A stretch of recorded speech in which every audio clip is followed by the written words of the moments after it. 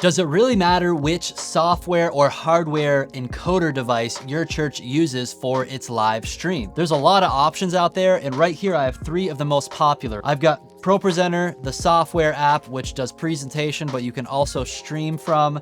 Then I've got the Resi mini encoder device, and then I have the BoxCast Spark encoder. In this video, we are gonna put these streaming solutions head to head with a stressed out network environment. First, we're gonna run a battle royale test where all 3 are gonna stream simultaneously on the same network, and then we're gonna constrict the amount of bandwidth that's available for them to get the data online. Next, we're gonna isolate each 3 of the devices on the network by themselves and run another bandwidth restriction.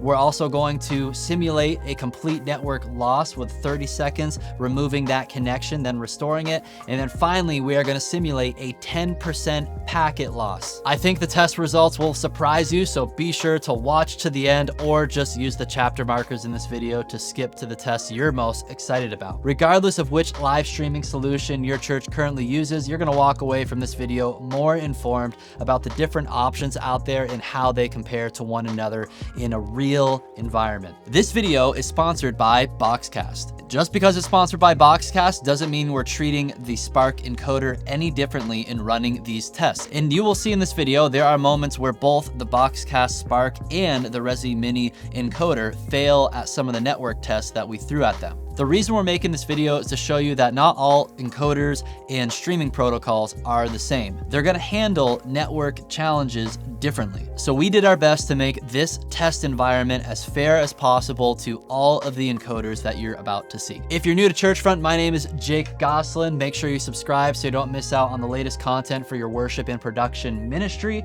And without further ado, let's dive into the Battle Royale. For the first test, we are gonna do a Battle Royale where all 3 streaming encoders are gonna go up against one another. This might not really be a real world scenario because when are you actually using all 3 encoders on the same network at the same time? But we thought this would be fun for science. For you guys to see how the encoders respond when we stress test the bandwidth of the network with all 3 of them running simultaneously. So right now, the network uplink speed is capped at 16 megabits per second. In a few moments, we're gonna bring the uplink speed cap down to 6 megabits per second. It's important to understand that all 3 encoders, ProPresenter, BoxCast, and Resi, are set to have a video bitrate of 4 megabits per second. So when we bring the bandwidth down below 12 megabits per second, because they're all fighting to at least have 4, and there's 3 of them, some interesting things will probably happen. All right, Matt, let's go ahead and run that first test. Let's bring the bandwidth down to 6 megabits per second, and let's watch what happens. Okay, so we can see here, he actually throttled the upload speed at around 9 minutes, 25 seconds, and YouTube is already glitching. It's just pausing. It kind of stutters, it plays a little bit. You can see the clock right there. Meanwhile, BoxCast and Resi, because these encoders have a buffer time to them, BoxCast is almost a minute, Resi is about a minute and a half. They're playing fine, and as a viewer, I couldn't tell anything happened. So again, we crunched the uplink speed down to 6 megabits per second. YouTube has really very little to no buffer time, and it's just kind of stuttering along. That would be very frustrating for a viewer to watch. Okay, so you can see that BoxCast is already past the 9:25 mark here. So far, no interruptions on the BoxCast Spark. So it's able to adapt to this limit in bandwidth, even though technically speaking, we're demanding more uplink speed than what's actually available. And then, okay, so here at 9:21, you can see the Resi is starting to buffer here. So we just got the buffer wheel of death. It's paused. And I'm just letting you guys are seeing this all kind of play out in real time here with the screen share. So this is interesting. When we look at the diagnostics on the BoxCast Spark, you can see it's giving us a warning of poor network health, right? And then you can see the bitrate keeps dropping here. So now the BoxCast Spark went from using about, looks like 2.5 megs per second down to only 878 kilobytes. So less than a megabit per second. And it's still playing back fine. Let me just go back in time a little bit for you. Yeah, everything here still playing fine on the BoxCast Spark. Meanwhile, YouTube is still glitching and pausing, and the Resi is still buffering. Okay, so now let's see what happens. Let's go ahead and remove the uplink cap that we put on the network back to 16. And I think what's going to happen is Resi will actually eventually be able to catch back up when that bandwidth is opened. So at about 12:18 in real time on the clock is when he released the cap, and YouTube still glitching.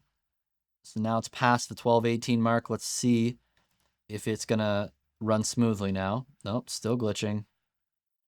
Well, it kind of skipped ahead quite a bit there.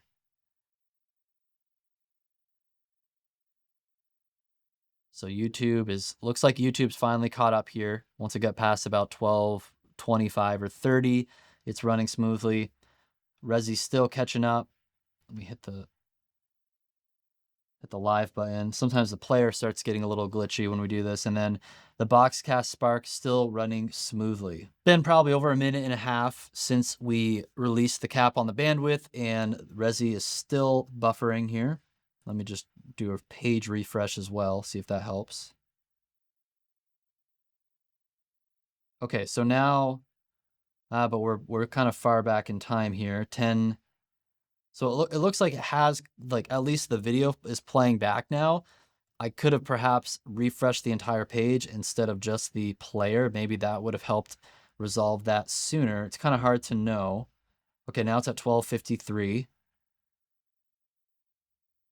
So it seems like Resi's about caught up. So what happened is once the bandwidth was opened back up, it was able to upload the rest of the video, and it was fine. What's interesting about the BoxCast Spark is it's able to use HEVC encoding, which allows it to dynamically change the amount of bandwidth that it needs to get the data to the cloud. And then once that data gets to the cloud, it can then be decoded by the BoxCast servers to get to all the destinations that it needs to get to. This does require extra processing power doing all this encoding and decoding in the cloud, and that's why not all streaming services provide that feature. But as you saw here in this test, it can really come in handy if for some reason the network at your church had some sort of bandwidth constriction on it. BoxCast can adapt to that almost flawlessly. And a good example of that is maybe someone on your staff at your church or a guest shows up to your church on a Sunday morning while you're streaming. They open up their computer, and for some reason, maybe they're uploading some large video files to Dropbox or some sort of cloud storage service. And in the background, it's just sucking up uplink bandwidth on your network without really anybody knowing. So that ends our first major test here, the Battle Royale. And this is going to be the only test where we're running all three simultaneously. In this video, we do want to test them individually with a few other network stress tests for you, including packet loss and a simulated cable pull where you have a complete internet disconnect. But I think it's safe to say for the Battle Royale, the winner is the BoxCast Spark. You might be wondering how we're actually simulating these network stress tests. We're using the Network Link Conditioner app, which is a Apple utility that's available to developers to download onto a computer to basically control an isolated network and any devices you have connected to it, so you can actually simulate these things like bandwidth restrictions and packet loss. So it's a really cool little app. That's how we are simulating these stressed out network conditions. In the test that we're going to run now, we are going to actually isolate YouTube and the BoxCast Spark and the Resi. So we're not going to be running them at all. They're not even plugged into the network together at the same time. We want to run these tests in a scientific way with each one in its own isolated environment. Streaming with ProPresenter straight to a social platform like YouTube is a very popular solution for a lot of churches.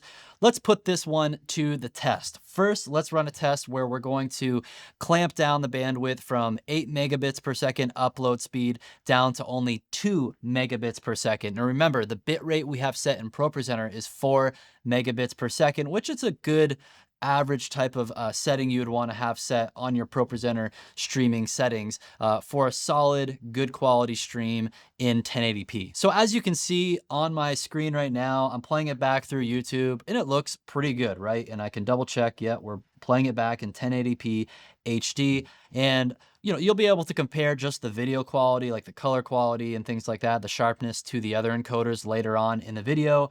But pretty happy with that image when we're just encoding this on ProPresenter running on a MacBook Pro. So let's go ahead and bring down the uplink bandwidth from the 8 megabits per second down to 2, and we'll see what happens. This YouTube stream has about a 15 to 20 second delay, so it should happen right about around here. We should see the latency happening here in the countdown. Yep, there we go. So at 21:07, it started stuttering the countdown clock. Keep your eyes right here. See how it keeps pausing. So this is what happens, again, when you have a network bandwidth constriction happen on your local area network. It's going to be about 20, maybe 30 seconds max, and then YouTube is going to stutter. This is going to be very difficult for viewers to watch. So YouTube obviously fails the test of limiting that bandwidth from 8 megabits per second down to 2 megabits per second. Up next, to test ProPresenter in isolation, we are going to do a simulated cable pull where we are going to cut its network connection for 30 seconds. The network connection will be cut when the seconds hits 35 right here.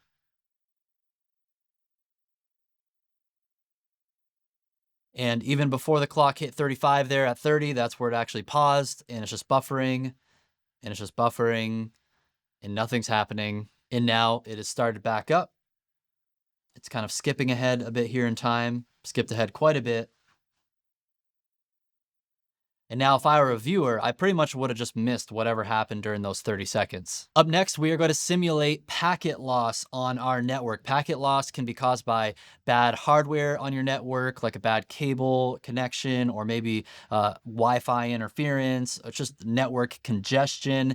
It basically, if you're going to think of trying to deliver packages from one place to another, some of those packages get lost. That's why it's called packet loss. So let's go ahead and simulate 10% packet loss on ProPresenter. At 2610 was when he enabled the packet loss. So let's see how long it takes to interrupt the feed.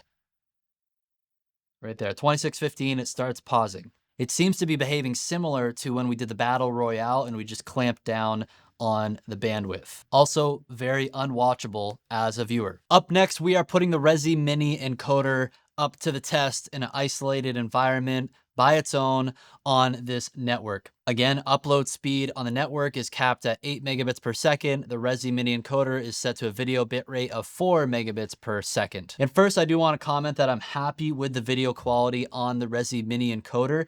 Definitely an improvement over ProPresenter. Is it better than the BoxCast video player? It's up to you. I want to hear your opinion on that. I think both do look very great within their own web players here in their platforms. So let's go ahead and bring that bandwidth from 8 megabits a second down to 2 megabits per second, and we'll see how it responds. So Matt engaged the bandwidth cap down to 2 megabits per second at 55 minutes and 12 seconds. The Resi Mini encoder is on a longer buffer time, which is probably just over a minute. So we're coming up on 55 minutes and 12 seconds. This is probably, oh, there we go. There is the buffering that already started to happen. Still buffering.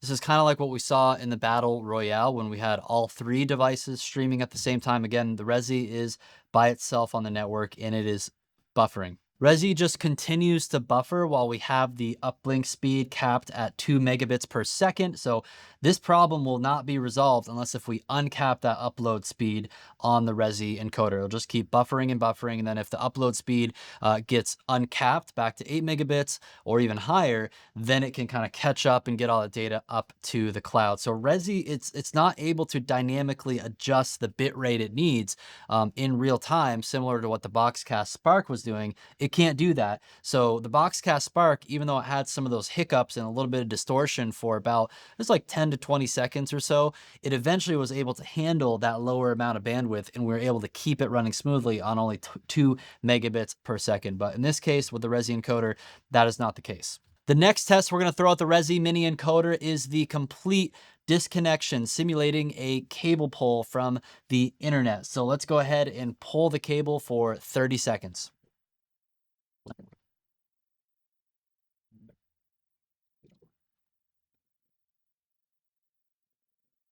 So the connection was disconnected at around 1 hour, 4 minutes. Oh, right here, now we got some buffering happening. And the connection was restored after 30 seconds. So it's probably going to have to take some time now to catch up, but we can see the buffering just keeps buffering. We'll see how long it should be able to catch up. And it has 8 megabits per second up now of bandwidth to try to catch up for that lost bandwidth. And it looks like it caught back up there. Let's see.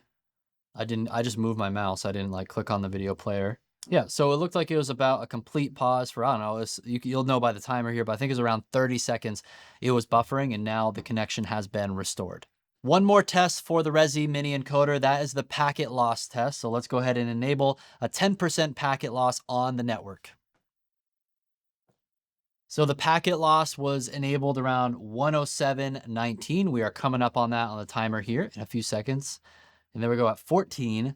That's where we start to see the buffering begin to happen. I'm not sure how the mini encoder is going to handle this. I think it might just keep buffering until we actually completely disable the packet loss in a similar way that it would only restart again with the bandwidth constrictions once we release those constrictions, and it could catch back up. So with packet loss, it's just a complete buffer. Let's let this run out for at least another minute or so, see if it's able to somehow continue streaming. So it's been over a minute now, and it continues to buffer. So the Resi mini encoder with 10% packet loss, it's not pretty. It just keeps buffering. Now it's the BoxCast Spark's turn to get some challenges thrown at it. First, we'll do the upload bandwidth constriction. Then we will do the cable pull simulation. And then we will do a packet loss simulation. So what's nice about BoxCast 2, I've got my live stream feed going here. And then I also have the diagnostics graphs that allows us to see what's happening here with just a little bit of delay in time. But it's super helpful for you to see the changes in bandwidth. So right now, the network is capped at 8 megabits per second up. So BoxCast is using about 3 megabits per second up of bandwidth. That's a nice thing about BoxCast is in our tests, we've noticed that it seems to dynamically change the amount of bandwidth up that it uses based on how much overall bandwidth is available on the network. The other thing too to notice about BoxCast is the video quality does look so much better here when I'm playing it in the BoxCast web player. If we were to push it also to YouTube, there might be a little bit of quality loss due to YouTube's compression. But when you play it in the web player on BoxCast TV, it just looks fantastic. Just the sharpness, the color, the dynamic range of the image looks much better than what it looked like going from ProPresenter straight to YouTube. All right, time for the test. So what we'll do is let's go ahead and clamp down the uplink bandwidth from 8 megabits per second down to 2 megabits per second. Even though the bit rate on the Spark is set to 4 megabits per second, we'll see how it responds with less bandwidth than what it's expecting. In this BoxCast Spark is running on about 1 minute buffer, which again, it's going to come in handy as we throw these challenges at it. So it's about 33.04 seconds. That's where the bandwidth was limited. So we're not going to see really any interruption, if any, till around that time. And then we can watch the graph here on the left to show changes in the available bandwidth. I'm going to go ahead and refresh here the page so we can see if there's any updates to the network connection. Nothing. Oh, we do see it. So we've got some serious packet loss going on right there. And then we can see the bandwidth is dropping down to 1.5 megabits, 1.3 megabits, or 1300 kilobits per second. Meanwhile, the video has been playing back smoothly so far. It'll get interesting if it has any interruptions here within the next few seconds. Okay, so we do have some buffering happening right here. So let's see how it keeps responding to the restrictions here on the network. A little bit of distortion on the image.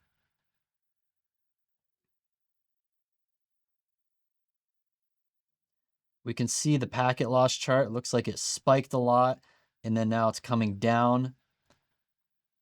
We'll see how the network continues to recover here. And then the bandwidth looks like is hovering around 1259 kilobits per second.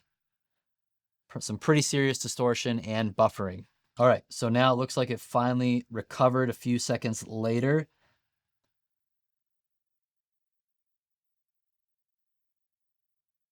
And you can see here the frame rates are going back up. So the bandwidth is still limited, right? It's still capped. So it's still capped at 2 megabits per second. And you can see BoxCast was able to actually adjust. Now it's only needing 936 kilobits, which is less than 1 megabit per second up, and now it's chugging along just smoothly. So it had significant packet loss when we threw at it the pretty severe, like a 75% reduction in bandwidth. It completely stopped for a few seconds here, and it was distortion, pretty much unviewable for about 30 seconds, but now it's at least still playing again. And BoxCast is still maintaining that about 1 minute buffer time behind what's real time here on the camera. And keep in mind, now the video quality we are seeing is still under 1 megabits per second of upload speed. So that's, again, the power of that HEVC encoding protocol that allows BoxCast to squeeze so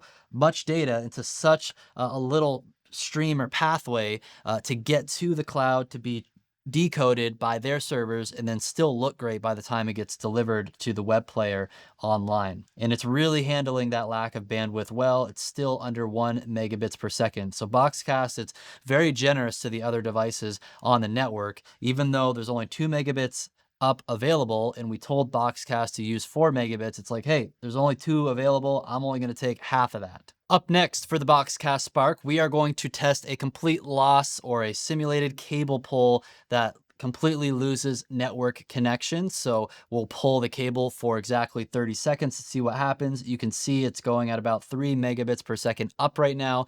The overall network is capped at 8 megabits per second up. Everything is running smoothly. So let's go ahead and pull the cable for 30 seconds.